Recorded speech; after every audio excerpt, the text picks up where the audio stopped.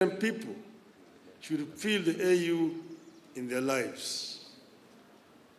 Excellencies, if elected chairman, I propose to utilize the transition period to critically analyze the existing proposals for reforms and building capacity of the AU Commission. The ultimate aim is to follow up on the implementation of the reports so far formulated. Certainly, the story of Africa is not all gloom and doom. Thanks to the work Your Excellencies are doing, Africa has been on an upward and positive trajectory in recent years. In February, the African Development Bank reported that Africa will account for 11 of the world's 20 fastest growing economies this year. The continent is set to remain the second fastest growing region after Asia. I deeply appreciate your efforts in restoring hope on the continent, and it is my wish to have a chance to complement your efforts as AU chairperson.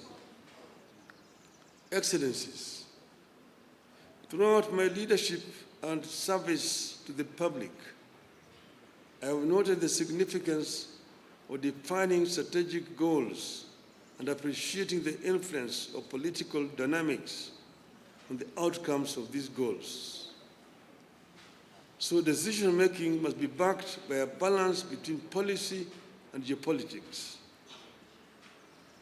I plan to work with you, Your Excellencies, to integrate this continent. You are one people who unfortunately are trying too hard to separate from each other. I have traveled the length and breadth of this beautiful continent, and I have seen the faces of Africa's future. I was involved in peace negotiations in Burundi with Marimu Nyerere.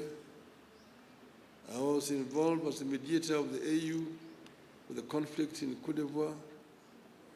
I was involved in Mozambique. So I understand the continent.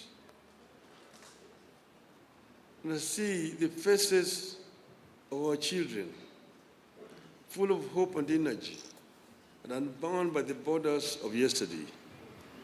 I dream of an Africa where those borders and colonial languages no longer divide us. We don't want to see Africans to be divided as Anglophones, Francophones, Lusophones.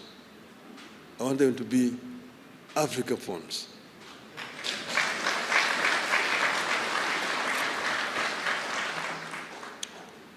From the hills of Kenya to the deserts of Sahara and the Kalahari, from the lakes of Great Rift to the rainforests of Central Africa, from Indian Ocean to the Atlantic, Africans must be one. Its resilience and hope for a bright future transmitted to our young people. Excellencies, ladies and gentlemen, my selection to be Kenya's candidate is not about one man's ambition, but an African's journey to serve the motherland. Indeed, I plan to constitute my cabinet of chairpersons with a continental outlook. I'm grateful that friends and eminent persons across Africa have volunteered to engage in my campaigns from the West, North, South, Central, and of course, Eastern Africa. Excellencies, I'm ready to serve.